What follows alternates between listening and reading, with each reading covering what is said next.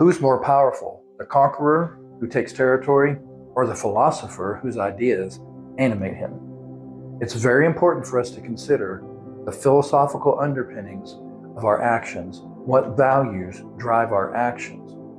I read recently The Lies of the Caesars by Suetonius, and especially the section about Julius Caesar was intriguing to me. Then I've read The Rise and Fall of the Third Reich last year, which was very intriguing again, the rise of the Nazis and of Hitler. And then I'm currently reading The Gulag Archipelago by Alexander Solzhenitsyn, which chronicles the experience of prisoners in the labor camps in Soviet Russia and the rise of Lenin and Stalin. And it's so critical to understand that before you have a Hitler, you have to have a Nietzsche, a Fichte, a Hegel, a Troika. Before you have Lenin and Joseph Stalin, you need Karl Marx. The underlying philosophy that drove their actions, that animated them. Now, I think it's important to say right now that just because someone derives a certain interpretation from someone's writing, it may not be the fault of that author. It might be the fault of that person taking that teaching and misapplying it. Or if this person straightforwardly calls for these things and justifies these things, then obviously they're culpable. So I want to be careful about blaming the authors or blaming the philosopher necessarily for the actions of the dictator or the conqueror.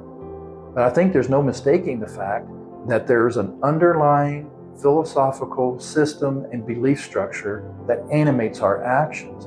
And our actions, again, produce our outcomes.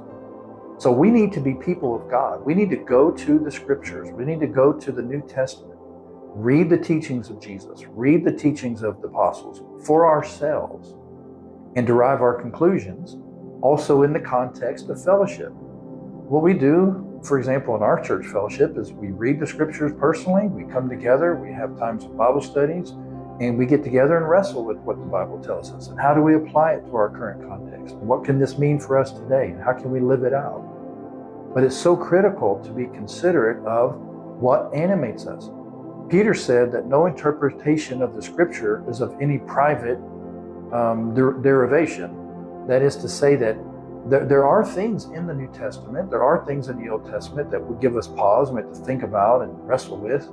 But the straightforward teachings and ethics of the New Testament are plain for us and we can derive from those a manner of living and a system of living that will cause our lives to produce positive outcomes.